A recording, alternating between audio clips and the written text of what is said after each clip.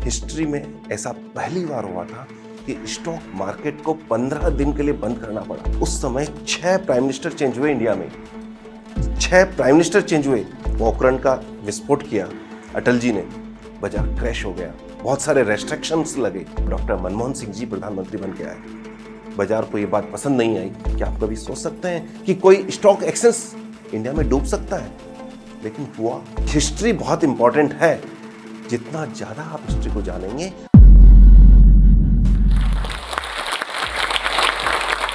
तो मैं पंकज लड्डा पिछले 35 साल से स्टॉक मार्केट में हूं और एज ए इन्वेस्टर और ट्रेडर काम कर रहा हूं। लोग मुझे कई नाम से पुकारते हैं, लेकिन मैं अपने आप को स्टॉक मार्केट का एक स्टूडेंट समझता हूं। मैं आज आपसे साथ शेयर करूंगा स्टॉक और स्टॉक मार्केट की वो सारी बातें जो मैंने इस 35 सालों में सीखी, वो बातें जो अब तक अनकही रही, लेकिन आज मैं आपके साथ शेयर करूंगा। आप में से ज्यादातर लोग स्टॉक मार्केट को हर्षद मेहता के टाइम से जानते हैं, लेकिन क्या स्टॉक मार्केट उससे पहले नहीं था? यदि मुझसे पूछें तो स्टॉक मार्केट को सबसे पहले लोगों तक पहुंचाया वो थे धीरू भाई अंबानी।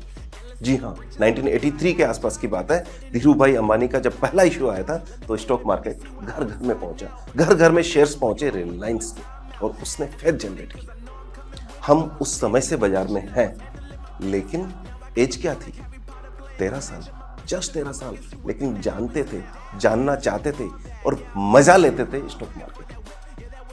वो टाइम था जिसके एक साल बाद में 1984 अक्टूबर में एक बहुत बड़ी दुर्घटना हुई देश में। इंदिरा गांधी का डेथ हुआ। इंदिरा गांधी जो मानी जाती थी India equal to Indira. History में ऐसा पहली बार हुआ था कि स्टॉक मार्केट को 15 दिन के लिए बंद करना पड़ा। आज तक 2022 में हम बैठे हैं, कभी ऐसा नहीं हुआ। जी हाँ, मार्केट में कोई बायर नहीं था। फिर राजीव गांधी की ताजपोशी हुई और उसके बाद में जब बाजार खोला गया तो भी इतना जबरदस्त सेलिंग प्रेशर था कि कोई बायर नहीं था।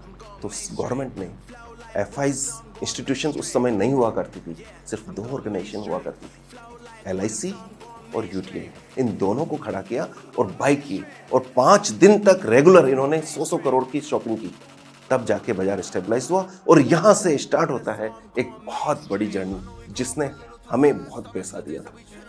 ये वो जगह था जब हमने जो भी शेयर लिया, there is no profit taking at all, जैसा कि आपने रिसेंटली इस 2020 के क्रैश के बाद में देखा। कोई प्रॉफिट टेकिंग नहीं, लेकिन ये ज्यादा समय तक नहीं चला। जुलाई 1985, जी हाँ, जुलाई 1985 को जो 250 सेंसेक्स हुआ करता था वो 570 सेंसेक्स, जी हाँ दोस्तों, सेंसेक्स की बात कर रहा हूं, निफ्टी की नहीं। ये 570 सेंसेक्स जो आज 60,000 चल रहा है, वहां जाके टॉप बना और अगले 3 साल तक एक लंबी मंदी चली। ये वो समय था जिस समय हमें ये डिफाइन करना मुश्किल हो गया कि क्या स्टॉक मार्केट एक वाइबल बिजनेस रहेगा या नहीं रहेगा। लेकिन ऐसा नहीं है। जैसे जैसे आप सीखेंगे आप जानेंगे ये था, है और रहेगा, शाश्वत है। जी हाँ, 1988 की बात कर रहा हूं। यहां फिर से हर्षद मेहता की बुलंद स्टार्ट होता है और यहां से यहां तक का दौर जो था वो मनु मानक का जो दौर था। ये वो प्लेयर थे जो सबसे बड़े प्लेयर थे, और उस समय की यदि मैं बात करूं, हम ये कोशिश किया करते थे किसी भी तरह से मनु मानक से कोई कांटेक्ट बैठ जाए, कोई सर्च सेटिंग बैठ जाए तो हम भी उनके साथ कमा सकें। कुछ सोर्सेस से हम उनके साथ कनेक्ट भी हुए, लेकिन धीरे धीरे 1988 के बाद में हर्षद मेहता का टाइम हुआ और बुल फेज स्टार्ट हुआ। और ये जो बुल फेज था, जिसको तो आप सब जानते हैं, लेकिन ऐसा न मानिए कि ये भी इतना इजी था। 1991 ये वो समय था, राजीव गांधी का ऑल ऑफ सडन डेथ हो गई। सोचिए क्या पोजीशन रही होगी। लेकिन ये स्टॉक मार्केट है, हमेशा था, है और रहेगा। हमें यहाँ चिंता की जरूरत नहीं है। उसके डेथ के बाद भी स्टॉक मार्केट तक चलता रहा और 4500 जो 1985 का सेंसेक्स 560 था, वो 4500 1992 हर्षद मेहता के टाइम पे टॉप बना। 1993 बॉम्बे बम ब्लास्ट, लेकिन बाजार कुछ समय के लिए खराब हुआ, फिर ठीक हुआ। लेकिन हमने जो सबसे ज्यादा पैसा कमाया वो कमाया था 93-94 के आईपीओ बूम में। जी हाँ, डेली आईपीओ, महीने के 50 आईपीओ, 100 आईपीओ, और हम लगाते थे एप्लीकेशन और पैसा कमाते थे। इतना मेडरस जो आज तक आपने नहीं देखा होगा। जरा इमेजिन कीजिए कि आज जो म्यूचुअल फंड के एनएफओ आते हैं आपके पास, 10 रुपए का एनएफओ, अगले दिन लिस्टिंग होती है या अगले दिन ट्रेड करते हैं, यदि आप एग्जिट करते हैं आपको 10 रुपए मिलते हैं। लेकिन उस समय पहले आओ पहले पाओ, 10 रुपए का मॉर्गन स्टैनले का आईपीओ, 4 रुपए प्रीमियम, यानी कि आप 10 लाख रुपए लगाइए और 14 लाख रुपए ले जाइए। ये हाल था, इतना कमाई थी। 1998, 1999, जी हाँ, पोखरण का विस्फोट किया अटल जी ने, बाजार क्रैश हो गया, बहुत सारे रेस्ट्रिक्शंस लगे, लेकिन क्या हुआ, बाजार में बिग बुल रन फिर से स्टार्ट हो चुका था। जो स्टॉक्स इस समय 2000, 3000 तक चले गए थे, वो लास्ट में बूम के ब्रस्ट होने के बाद में 3-3 रुपए तक ट्रेड हुए। यहां हमने सीखा, यहां हमारा वो लेसन काम आया जो 1992 में हमने सीखा था कि जब बाजार क्रैश होने लगे तो बाजार को छोड़ दो, बाजार से भाग जाओ। उस समय भाग लेने की जरूरत नहीं है, जी हाँ, भाग लेने की जरूरत नहीं है। और हम भी बाजार में छोड़ के भागे। 2500 रुपए वाला स्टॉक 1800 रुपए में 3 दिन में बाद में ही बेचकर भाग गए। बाद में वो स्टॉक 3-3 रुपए ट्रेड हुआ। ये 92 की लर्निंग ने हमें सिखाया था, इसलिए हुआ। और यहां से लेकर 2003 तक का वो टाइम था जो बहुत बेकार टाइम था। ये वैसा ही टाइम था जैसा 85-87 के बीच के टाइम। हमने रियली सोचना चालू कर दिया क्या स्टॉक मार्केट में काम किया जा सकता है, अर्न किया जा सकता है। स्टॉप लॉस ट्रिगर हो रहे थे और ब्रेकआउट्स फेल हो रहे थे। करते क्या हम लोग? कुछ नहीं, कोई चारा नहीं था, लेकिन हम बने रहे। विश्वास था कि इकोनॉमी चलेगी और स्टॉक मार्केट चलेगा। इससे पहले का जो 10 साल, 90 से लेकर 2000 तक का 10 साल था, उस समय 6 प्राइम मिनिस्टर चेंज हुए इंडिया में। 6 प्राइम मिनिस्टर चेंज हुए और वो सबसे वर्स्ट पीरियड था। और 2003 के बाद में mother of all bull market start हुआ और वहां से हमें फिर से हिम्मत आई। जैसे ही बाजार चलने लगता है हमारी हिम्मत बढ़ने लगती है और लोग आने लगते हैं, अदरवाइज हमें कोई नहीं पूछता। वहां हमें फिर पूछा जाने लगा। लेकिन 2004 में एक ऐसा काम हुआ कि बस अटल जी की गवर्नमेंट दोबारा आने वाली थी। प्रॉपर टाइम से 6 महीने पहले अटल जी ने अनाउंस कर दिया इंडिया वाज शाइनिंग और गवर्नमेंट आने वाली थी। लेकिन गवर्नमेंट नहीं आई और डॉक्टर मनमोहन सिंह जी प्रधानमंत्री बन के आए। बाजार को ये बात पसंद नहीं आई। हालांकि डॉक्टर मनमोहन सिंह जी अच्छे फाइनेंस मिनिस्टर 1992-93 में रह चुके हैं, लेकिन बाजार को पसंद नहीं आई और 2.5 दिन में 25% बाजार टूटा। यदि आप बाजार में काम करते हैं तो ऐसा दर्द झेलना पड़ेगा। आप ये मान के चलिए, हमने हर्षद मेहता के टाइम पर, राजीव गांधी और इंदिरा गांधी के टाइम पर और अगेन ये दर्द झेला है, लेकिन इस विश्वास के साथ कि नहीं, फिर है आएगा। Growth is permanent, setback is temporary, ये बात मान के चलिए। और mother of all bull market चला जो 2008 तक। 2008 की तेजी हमें बहुत कुछ सिखा के गई और बहुत अच्छा पैसा, रियल में वर्थ अगेन दोबारा से पैसा बना। जब भी बुल मार्केट आता है पैसा बनता है। बियर मार्केट में हमें सिर्फ एक करना है, हमारे पैसे को सेव करना है, और यही हमने किया। कई सेटबैक लगे, सबसे बड़ा सेटबैक तो अभी आने वाला था 2008 के बियर मार्केट के बाद में। 2013 तक कोई काम नहीं था, अगेन वही डल पीरियड। आप में से कई लोग सोचते होंगे स्टॉक मार्केट आज दो, एक आध महीने में तो स्विंग ट्रेडिंग में कमा ही लेंगे, लेकिन दोस्तों ऐसा नहीं होता। कहीं ऐसा टाइम आता है जब लंबे बियर मार्केट चलते हैं, 3-3 साल के बियर मार्केट चलते हैं। 2013 में मैं आपको बता रहा हूँ, नेशनल स्पॉट एक्सचेंज नाम का एक स्पॉट एक्सचेंज आया और उसमें हमने बहुत बड़ा पैसा डाला। 13% का सालाना रिटर्न। स्टॉक मार्केट में कोई रिटर्न नहीं था और मैंने नहीं, बॉम्बे के बड़े बड़े ब्रोकर्स जिन्हें आप भी जानते हैं, उन्होंने भी डाला। रीजन, उन्होंने, जो आज सबसे बड़े ब्रोकर्स हैं, उन्होंने भी पैसा डाला, हमने भी डाला, लेकिन वो डूब गया। क्या आप कभी सोच सकते हैं कि कोई स्टॉक एक्सचेंज इंडिया में डूब सकता है? लेकिन हुआ। ये हमारे लिए सबसे, अभी तक का सबसे बड़ा सेटबैक। इस हिस्ट्री में सबसे बड़ा सेटबैक कम से कम 25 साल बाद में हमें देखने को मिला। लेकिन यहाँ से हम फिर जनरेट हुए, फिर हिम्मत इकट्ठी की और हमने जाना कि नहीं, there is no free lunch. तो यहाँ मैं आपसे ये कहना चाहूँगा कि हिस्ट्री बहुत इंपॉर्टेंट है। जितना ज़्यादा आप हिस्ट्री को जानेंगे, अपने फ्यूचर की अपॉर्चुनिटीज़ को उतना ज़्यादा इनकेश कर पाएंगे। यही हमने किया है, लेकिन आज भी हिस्ट्री नई क्रिएट कर देते हैं और बाजार कितना फीचरियस हो सकता है ये हम जानते हैं। There is no need to reinvent the wheel. जो इन्वेंट किया जा चुका है, जो लर्न किया जा चुका है, वो आपके सामने हाजिर है।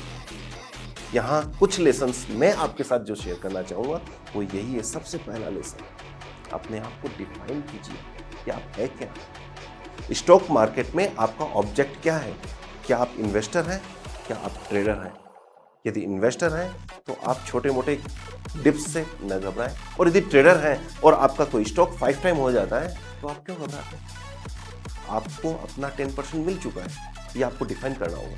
दूसरा, आपको डिफाइन करना होगा कि क्या आप वैल्यू इन्वेस्टर हैं, ग्रोथ इन्वेस्टर हैं, या हेज टाइप ऑफ इन्वेस्टर हैं, या ट्रेडर हैं। क्योंकि ये चीज जब तक आप डिसाइड नहीं करेंगे, आप हमेशा डाउट में रहेंगे कि मुझे करना क्या है। एक अच्छा फिजिशियन कभी भी अच्छा डेंटिस्ट नहीं हो सकता, कभी भी अच्छा हार्ट सर्जन नहीं हो सकता। वो एक फिजिशियन ही रहेगा। आपको क्या बनना है? आप जिस एरिया में भी जाना चाहते हैं उसमें बेस्ट बनिए। चाहें तो आप ग्रोथ इन्वेस्टर बने या वैल्यू इन्वेस्टर बने, लेकिन एक एरिया होता है, जब आपने अपने आप को डिफाइन कर लिया है तो एक पर्टिकुलर टाइम टेस्टेड प्रोसेस बनाएं और उसको लर्न करें, उसको फॉलो करें।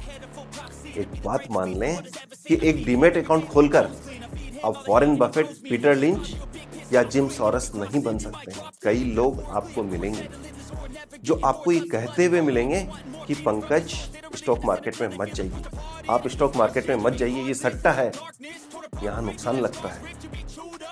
लेकिन आपको इस बात से घबराने की जरूरत नहीं है। आपको इस बात को इस तरह से लेना है कि ये वही लोग हैं जो ये कह रहे हैं कि हम आज तक नहीं कमा पाए, इसलिए आप भी नहीं कमा पाओगे, बेटर है कि आप न जाएं। इससे घबराने की जरूरत नहीं है। हाँ, यदि ये कमा पाते तो ये भी मेरी तरह आपसे कहते कि आप जा सकते हैं, बस बना लीजिए एक टाइम टेस्टेड प्रोसेस। और इतना विश्वास दिलाता हूं, मेरी एज आज 51 ईयर्स है और वॉरेन बफेट ने 99.4% अपनी वेल्थ 652 की एज के बाद में बनाई है। तो सोचिए। और एक और इंपॉर्टेंट बात, 35 साल जा चुके हैं, लेकिन अगले 15 साल 20 साल इंडिया के सुप्रीम टाइम रहने वाला है। क्या मानते हैं आप इंडिया में? आप राइट टाइम पर राइट कंट्री में इन्वेस्टमेंट करने का सोच रहे हैं। $5 ट्रिलियन की इकोनॉमी हमारी हो जाएगी 2025 तक। $10 ट्रिलियन की इकोनॉमी हमारी हो जाएगी 2030 तक। हमारी लाइफ पे क्या फर्क पड़ने वाला है? जरा सोचिए। हमें दो ही चीज पे ध्यान रखना है। नंबर 1, गवर्नमेंट स्पेंडिंग कहाँ है, और नंबर 2, कंज्यूमर स्पेंडिंग कहाँ है। गवर्नमेंट स्पेंडिंग आप देख सकते हैं कि रोड इंफ्रास्ट्रक्चर पे खर्चा हो रहा है। कंज्यूमर स्पेंडिंग सिर्फ आप ये देखना है कि आपके घर में खर्चा कहाँ हो रहा है, आपके बच्चे क्या खा रहे हैं, आपके घर में क्या शॉपिंग हो रही है, यही तो देखना है। बस सिर्फ और सिर्फ इस बात पर फोकस कर लीजिए। और कितना बड़ा ये मार्केट है आपके घर का, आपको मैं बता दूं, 40 करोड़ से ज्यादा बच्चे इंडिया में ऐसे हैं जो 18 साल से कम एज है, और ये अगले 10-15 साल में फील्ड में आएंगे, बिजनेस करेंगे, खर्चा करेंगे, और यही हमारी इकोनॉमी को बूस्ट करने वाला है। क्या समझते हैं आप इस मिडिल क्लास को? 60 करोड़ लोग मिडिल क्लास में हैं, ये अपर मिडिल क्लास में शिफ्ट होंगे। जरा सोचिए, जिस चैनल में आज हम देख रहे हैं, क्या कभी सोचा था कि इतने यंग लोग इस तरह का जोश चैनल में जोश भर सकते हैं? सिर्फ और सिर्फ 2 साल लगते हैं आपका एक आइडिया क्लिक करने के लिए आज के टाइम पे, जो आज से पहले पॉसिबल नहीं था। हम तो सिर्फ ये सुना करते थे कि टाटा और बिरला और बाद में धीरू भाई अंबानी, बस। लेकिन आज आपका एक आइडिया आपको मिलेनियर, ये मिडिल क्लास का ड्रीम है। मत सोचिए कि ये स्टार्टअप कितने फेल हो रहे हैं। यदि फेल भी हो रहे हैं, 80% भी फेल हो रहे हैं, तो ये मान के चलिएगा वो लाखों लोगों को रोजगार देकर बाद में फेल हो गए। इंडिया का मिडिल क्लास की पावर क्या है? यदि आप रात में मैटनी शो देखने जाते हैं, 1 करोड़ लोग एट ए टाइम इंडिया में बैठकर मैटनी शो देखते हैं। इतनी तो कई कंट्रीज की यूरोप में पॉपुलेशन नहीं है। क्या समझते हैं आप इंडिया की पावर? और अगले 20 साल की पावर को आप इमेजिन नहीं कर सकते। हमारे यहां का मैरिज का बजट हर साल का 100 लाख करोड़ का है। कितना बड़ा पैसा खर्चा करते हैं हम लोग सिर्फ मैरिज पर। अभी मैं अंडमान घूमने गया था, गूगल कर रहा था अंडमान ट्रिप, नीचे नीचे एक स्लोगन देखा, हनीमून ऑन EMI। क्या समझते हैं आप? 2030 तक कंज्यूमर डेट कॉमर्शियल डेट से ऊपर होने वाला है। स्मॉल आप और मेरे जैसे स्मॉल छोटे छोटे डेट ऊपर हो जाएगा। कितना कंजम्पशन हुआ? क्या समझते हैं आप? क्या समझते हैं? इंडिया की पावर को 80 करोड़ डेबिट कार्ड होल्डर्स हैं और क्रेडिट कार्ड सिर्फ 6 करोड़। पासपोर्ट 12 करोड़ लोगों के पास है। आपको नहीं लगता कि ये 12 करोड़ लोगों के पास तो कम से कम क्रेडिट कार्ड होना चाहिए? मेरी समझ में तो कम से कम 20-25 करोड़ लोगों के पास होना चाहिए। कितना बड़ा मार्केट है जो क्रेडिट कार्ड हो सकता है, जरा सोचिए कितना बड़ा। राइट टाइम पर राइट कंट्री में आप हैं, बस जरूरत है फोकस करने की। और एक बात मान लीजिए, never give up, never ever give up. You will win, you will be successful investor. बस आपको करना ही है, एक ही बात माननी है, you are the best, you are the best. बस ये जिस दिन आपने मान लिया कि आप एक अच्छे इन्वेस्टर बन सकते हैं, आपको एक अच्छा इन्वेस्टर बनने से कोई नहीं रोक सकता। 2020 के मार्केट क्रैश के बाद में, कोविड के टाइम, एक महिला मेरे पास आई और फोन पे बात किया कि क्रैश हो चुका है, बाजार खराब है। मैं कॉमन सेंस मेरा ये कहता है, और कुछ चले या न चले बाजार में, सिर्फ और सिर्फ मेडिसिन की कंपनियां तो जरूर चलेगी क्योंकि दवाई तो बिकेगी। लेकिन उनके हस्बैंड जो फाइनेंस प्रोफेशनल थे, उन्होंने ये कहा कि नहीं, इकोनॉमी बंद हो चुकी है, कुछ नहीं करना है।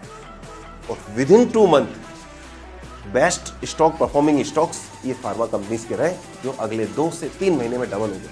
उस लेडी में किस चीज़ की कमी थी? उनका असेसमेंट सही था, उनकी सोच सही थी।